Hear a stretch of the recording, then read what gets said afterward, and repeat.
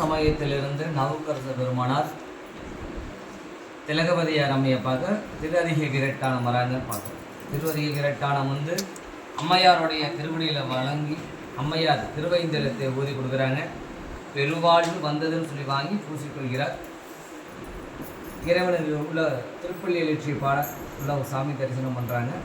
பதிகம் பாடும் வல்லமையை இறைவன் தர கூற்றாயிரவாறு விளக்குகளில் என்ற பதிகத்தை பாடுகிறார். சூழ்நோய் முற்றிலும் நீங்கிறது. இது நம்ம போன வாரம் பார்த்தோம். இறைவன் நாவுக்கு அரசன் என்னும் திருப்பெயர் சூற்ற அங்கே இறைவனுக்கு உழவார பணி செய்யறது அம்மையார் சொல்கிறாங்க. கோவிலில் பணி செய்ய சொல்லி சொல்கிறோம். உழவார பணி கையில் படையை கொடுக்குறாரு. உழவாரப்படைகள் நம்ம பேர். உழவாரப்படையை கொடுத்து பணி செய்ய சொல்கிறார். பாடும் வல்லமையும் பெற்று உழவார பணி செய்கிறார். இறைவனை வணங்கினார் என்று போன வாரம் பார்த்தோம். இப்படி இவர் சைவ சமயம் சார்ந்ததை சமணர்கள் அறிஞ்சிடுறாங்க. அவங்க என்ன பண்ணுறாங்க, அவரோட சூழ்நிலை முழுமையாக நீங்குது இல்லையா? அப்போ இறைவன் கருணையில் சூழ்நிலை நீங்கிடுச்சு இப்படின்னு மன்னவனுக்கு தெரிஞ்சால் பல்லவன் மன்னவன் என்ன பண்ணுவான், தானும் சைவ சமயம் மாறிடுவான்.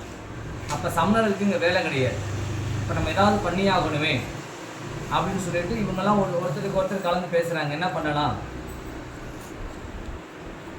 சைவ சமயத்துக்கு மன்னன் போயிட்டா நம்ம இங்கே வாழ முடியாது, நம்ம ஏதோ ஒன்று செய்யணும், என்ன பண்ணாலும் சூழ்ச்சி இவர்கள்லாம் கலந்து பேசுகிறாங்க சமணர்கள்லாம். ஆனால் அவர்கள் என்ன கொள்கை, கொல்லாமை, எந்த உயிரையும் துன்புறுத்தக்கூடாது. அதுதான் அவங்க மெயின் கொள்கையாக இருந்தது. அப்போ என்ன செய்யலான்னு இவங்களே கலந்து பேசும்போது நேராக மன்னவன்கிட்ட போய் சொல்கிறாங்க, மன்னவரே இந்த மாதிரி தர்மச்சேனர் நம்ம சமயத்தை இழிவுபடுத்தி, நம்ம கும்புற தெய்வத்தை இழிவுபடுத்தி, தனக்கு சூளை நோய் இருக்குது அப்படின்னு ஒரு பொய்யை சொல்லி அவங்க அக்கா வேற ஒரு சமயத்துக்கு போயிட்டாரு, நம்மளோட சமயத்தை இழிவுபடுத்திட்டு போயிட்டாரு, நம்ம தெய்வத்தை இழிவுபடுத்திட்டாரு அப்படின்னு பலவிதமாக பேசுகிறாங்க. உடனே மன்னன் கோவம் வருது. அந்த தீயோன்னு அப்படியெல்லாம் சொன்னானா, என்ன செய்யலாம் அப்படின்னு கேட்குறாங்க. அப்போ அவர் சொல்கிறார், அவர்களை அவர் துன்புறுத்தலாம். மன்னன் கேட்குறாரு, அந்த தீயவன் நம்ம இப்படி பண்ணிட்டு போயிட்டானா, அப்போ நம்ம அவன் என்ன செய்யலாம் அப்படின்னு சொல்லும்பொழுது, அந்த தீயவனை நாம் துன்புறுத்தணும், துன்புறுத்தினா இதுக்கு சரியாகும் அப்படின்னு. சரி அப்படின்ட்டு அமைச்சரை கூப்பிட்றார், மந்திரிகளை கூப்பிட்றார். போயிட்டு தர்மச்சேனர் அழைச்சிட்டு வா அப்படின்னு சொன்னோன்னே நேராக போகிறார்.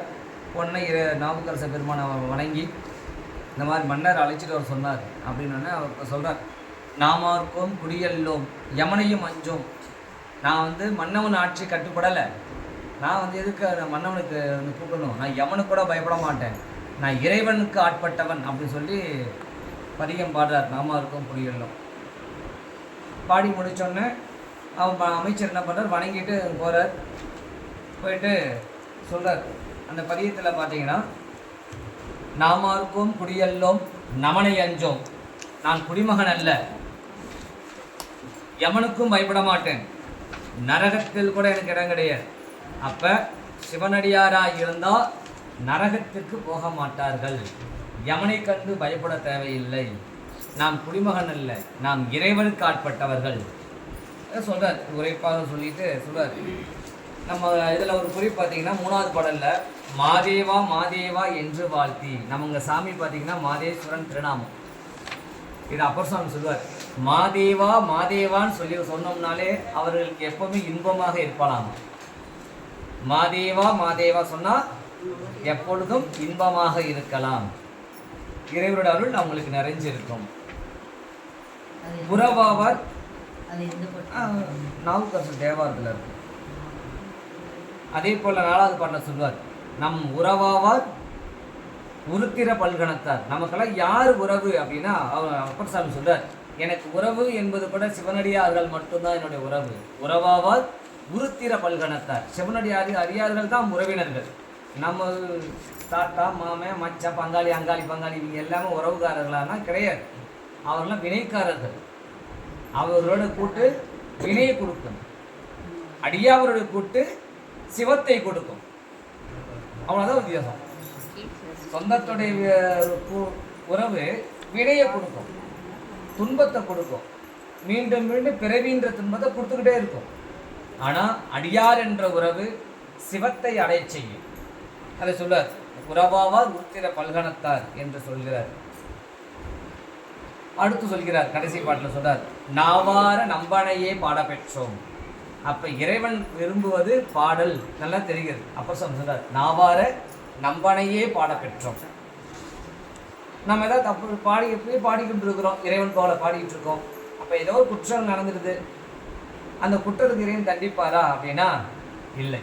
தன் நண்பருடைய குற்றத்தை குணமாக இறைவனுனா பரவாயில்லப்பா, குழந்தை தெரியாம பண்ணிட்டான் அப்படின்னு குற்றத்தை குணமாக கொள்வாராமா இறைவன். அப்படிப்பட்ட கருணை உள்ள தெய்வத்துக்கு நான் ஆட்பட்டவன் அப்படின்னு சொல்லி அனுப்பிடுறார். அமைச்சர் போய் சொல்றார் மன்னன்ட்ட, இந்த மாதிரி அவர் வரமாட்டார் அப்படின்னு சொன்னோன்னே மறுபடியும் கூப்பிட்றாங்க. அழைச்சிட்டு திருப்பி அவருக்காக துன்புறுத்தி ஆகணும், என்ன செய்யலாம் அப்படின்னு சொல்லிட்டு போகும்போது, சரி இவரை வந்து அவரு அப்பர் சாமி போகிறார், சமண பள்ளி பல்லமோன்ன போகிறார். போனோடனே போகும்போது சொல்றார், இயண்டு வரும் வினைகளுக்கு எம்பீரான் உலன். அந்த பாட்டை குறிச்சிட்டாங்க 94வது பாடல்ல. தொடர்ந்து ஈண்டுனா தொடர்ந்து நமக்கு ஏதாவது துன்பங்கள் வந்துகிட்டே இருக்கு அப்படின்னா எம்பீரான் உலன் இந்த வார்த்தையை நம்ம அடிக்கடி பயன்படுத்திட்டோம் அப்படின்னோம்னா நமக்கு வந்து வரும் வினைகள் நம்மளுக்கு வராது. எங்கேயாவது ஒரு பிரச்சனையா இருக்குன்னா ஈண்டு வரும் வினைகளுக்கு எம்பீரான் உலன். 97வது பாடல் சொல்வார், ஈண்டு வரும் வினைகள் துயர் ஈண்டு வரும் துயரளவோ ஈசன் அடியார். தொடர்ந்து துன்பம் வருதா யாருக்கு வரும்? சிவனடியாருக்கு வருமா? வராது. அப்புறம் சொல்லுவார், ஈண்டு வரும் துயரம் உளவோ ஈசன் அடியார். ஈண்டும் வினைகளுக்கு வந்துருச்சு, என்ன பண்ணலாம்? எம்பீரான் உலன் சாமி இருக்கிறார், அவர் பார்த்துப்பார். அடியார்களுக்கு துன்பம் வராது, துயரம் வராது. அப்படியே ஏதோ வந்தாலும் எம்பீரான் இருக்கார், அவருக்கு பார்த்துப்பார். இந்த வந்து சொல்கிறார். சொல்லிட்டு அங்கே போகிறார்.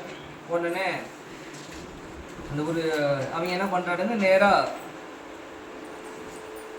சுண்ணாம்பு சோலை சொல்லுவாங்க இல்லையா, அந்த நீற்றறை, சுண்ணாம்பு நீற்றறையில் எந்த ஒரு உயிரையும் துன்புறுத்தாதவன், கொலை செய்யாதவன், எந்த உயிரும் துன்புறுத்தாதவன் என்ன பண்ணுறான், நாவுக்கரசரை வந்துட்டு சுண்ணாம்பு சோலையில் விடுறான். சுண்ணாம்பு சோலை எப்படி இருக்கும்? வெப்பத்தின் சூடு இருக்கும்.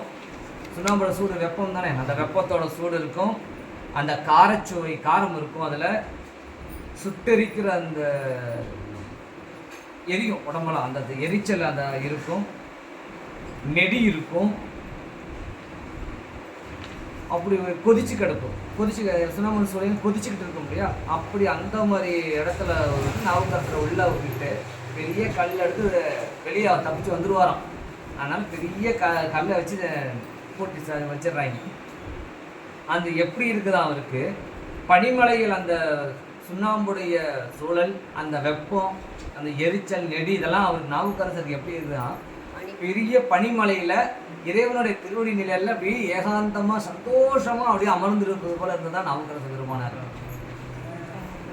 அதான் சொல்லுவார், மாசில் வீணையும் மாலை மதியமும் வீசு தென்றலும் வீங்கில வேணலும் மூசு வண்டரை பொய்கையும் போன்றதே ஈசன் எந்தை இணையடி நீழலே என்று சொல்வார்.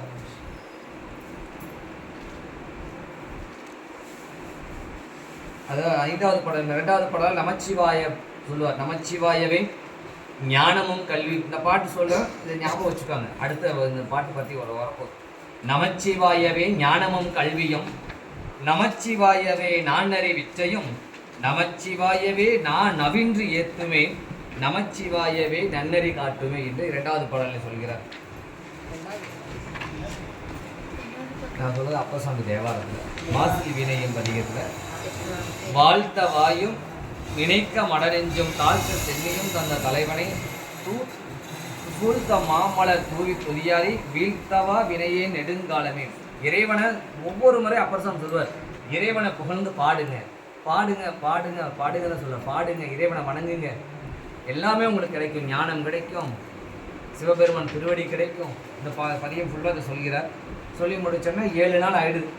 சிவபெருமான் திருவடியிலேயே அந்த பொதிகை மலையில் இறைவனுடைய திருவடியில் அப்படியே குழுன்னு இருக்கிறது ஆனந்தமாக. 7 நாள் கழித்து அவங்க முடிய சமணர்கள் நினைக்கிறாங்க, இந்நேரம் சுண்ணாம்பு ஆயிடுவாம்பா, அதனால் திறந்து பார்க்கலாம் அப்படின்னு போய் திறக்கிறாங்க. அந்த கல்லை நவுத்தி பார்த்துட்டா அப்படியே பல சொல்லுவாங்க, ஃப்ரெஷ்ஷான ஆப்பிள் சொல்லுவாங்க. அந்த மாதிரி இப்போதான் ஒரு பெரிய ஐஸ் இதில் அவர் பூத்தது போல் அப்படியே பச்சை பசைன்னு அவர் ஜொலிக்கிறாராம். அவரை பார்த்த உடனே அவங்களுக்கு என்ன அதிசயம், அந்த இடத்த பார்த்தா அவங்களுக்கு ஒரு ஆச்சரியமாகுது. இங்கே என்னது நடக்குது, என்ன அதிசயம் இது அப்படின்னு அவங்க மிரண்டு போயிடுறாங்க.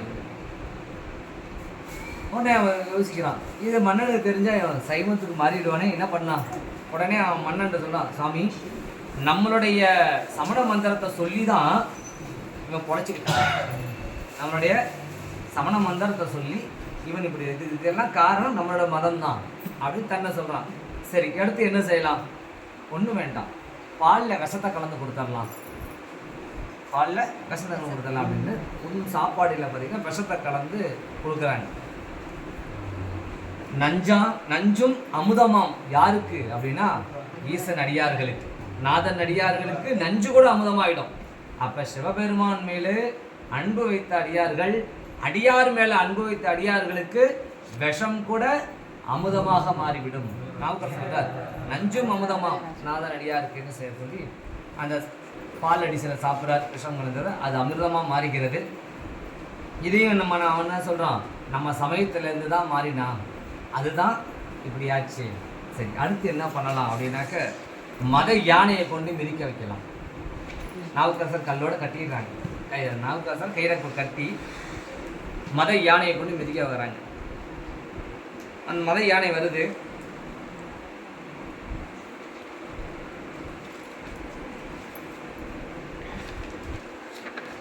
அந்த மத யானையை கூட என்ன பண்றார், எதுக்கும் பயப்படாதவர், அஞ்ச வருவதும் இல்லை, சிவபெருமான் திருவடியை பற்றினால் எதுக்கும் பயப்பட தேவையில்லை அப்படின்னு சொல்லிட்டு சுண்ணவன் சந்தன சாந்து என்ற பதிகத்தை பாடுறார்.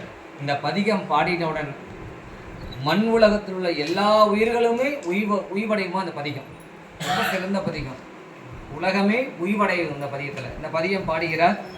பாடி முடிச்சோன்னா அந்த மிதிக்க வந்த யானை அவரை வணங்கி யாரெல்லாம் அவங்கள துரத்தினாங்க ஏவிட்டார்களோ அந்த ஏவின பாகர்களையும் ஏவிட்டவர்களையும் அந்த யானை துரத்தி கொண்டு போகிறது.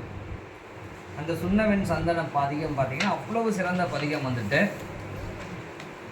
இதில் அப்பர்சாமி தேவரை கையில் வச்சுருக்கீங்க தானே, நான் பதிகம் சொல்லும்போது கையில் எடுத்து வச்சுக்கணும் இல்லையா, அதே கையில்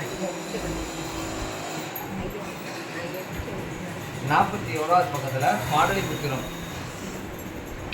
இதில் நடந்தது சமணர்கள் யானையை விட்டது பாடலிபுத்திரத்தில். அதில் 5வது பாடல் பார்த்தீங்கன்னா பல காமத்தராகி அப்படின்னு வரும். அப்பர் சுவாமி தேவாரத்தில் 41வது பதிகம் பக்கம்.